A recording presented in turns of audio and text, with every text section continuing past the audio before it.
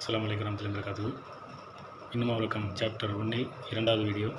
நேற்றைய தினம் காபா அவமதிக்கப்பட்ட வரலாறை நாம் பார்த்தோம்.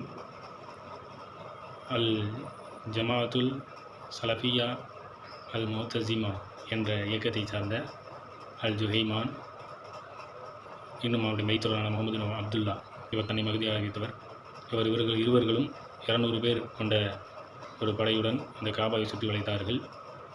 மேலும் அந்த காபாவிற்கு உம்ராவிற்காக வேண்டி வந்த யாத்ரீகர்களை அவர்கள் பணைய கைதிகளாக வைத்து சவுதி அரசை கவிழ்த்து அந்த மகதியை அரசாட்சியை ஏற்க வைக்க வேண்டும் என்ற ஒரு அடிப்படையில் அவர்கள் செயல்பட்டு வந்தார்கள்.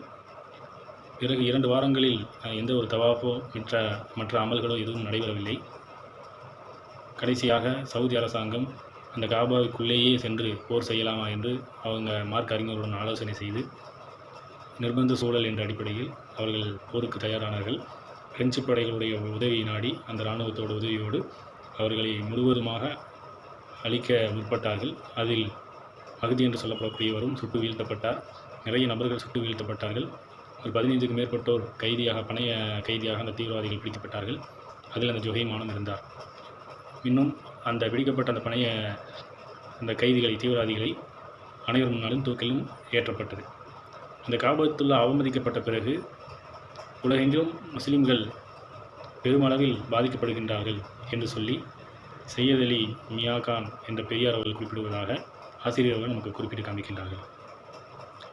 பல்வேறு நாடுகளில் அதற்கு பின்புதான் இஸ்லாமியர்களுக்கு எதிரான விடப்படக்கூடிய அட்டூழியங்களும் அநியாயங்களும் அதிகமாக ஆகிக்கொண்டு வந்துவிட்டது. அது மாத்திரமல்லாமல் இஸ்லாமிய ஆட்சியாக இருந்தாலும் அரசாங்கத்தின் மூலமாக ஏற்படக்கூடிய அநியாயங்கள் மற்றும் அட்டூழியங்களும் அதிகமாகிவிட்டது என்று சொல்லி அந்த பெரியார் அவர்கள் குறிப்பிடுகின்றார்கள். பல்வேறு நாடுகளை குறிப்பிட்டு காண்பிக்கின்றார்கள்.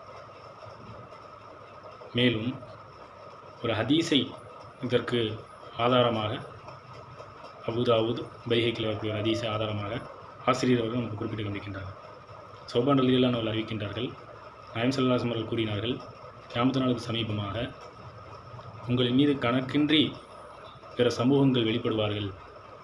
எவ்வாறு உணவு அருந்தக்கூடியவர் அந்த உணவு தட்டுகளின் மீது ஆய்ந்து வருவார்களோ அதுபோன்று உங்களின் மீது வெளிப்படுவார்கள். அதாவது உங்களின் மீது போர் செய்வதற்கும் உங்களை ஆட்சி மூலம் அடக்குவதற்கும் வருவார்கள் என்று நாயகம் ஸல்லல்லாஹு அலைஹி வஸல்லம் கூறியபோது சௌபான் ரலியல்லாஹு அன்ஹு கேட்கின்றார்கள், யார் ரசூலல்லாஹ், அப்பொழுது முஸ்லீம்களாகிய நாம் எண்ணிக்கையில் குறைவானவர்களாக இருப்போம் என்று கேட்கின்றார்கள். அப்பொழுது நாயகம் ஸல்லல்லாஹு அலைஹி வஸல்லம் கூறினார்கள், நீங்கள் தான் உலகத்திலேயே அதிகமான எண்ணிக்கையோடு இருப்பீர்கள். ஆனாலும் கடலில் தெரிகின்ற நீர் குமிழ்களை போன்று அங்குன்றும் இங்குன்றுமாக இருப்பீர்கள் என்று நாயகம் ஸல்லல்லாஹு அலைஹி வஸல்லம் குறிப்பிட்டு காண்பிக்கின்றார்கள். மற்றும் எதிரிகளுக்கு உங்கள் மீது உண்டான அச்சம் பயம் போய்விடும். உங்களுக்கு உலகத்தினுடைய ஆசை மோகங்கள் அதிகமாகிவிடும். மரணத்தின் மீது உண்டான பயம் உங்களுக்கு வந்துவிடும் என்று நாயகம் ஸல்லல்லாஹு அலைஹி வஸல்லம் கூறி காண்பிக்கின்றார்.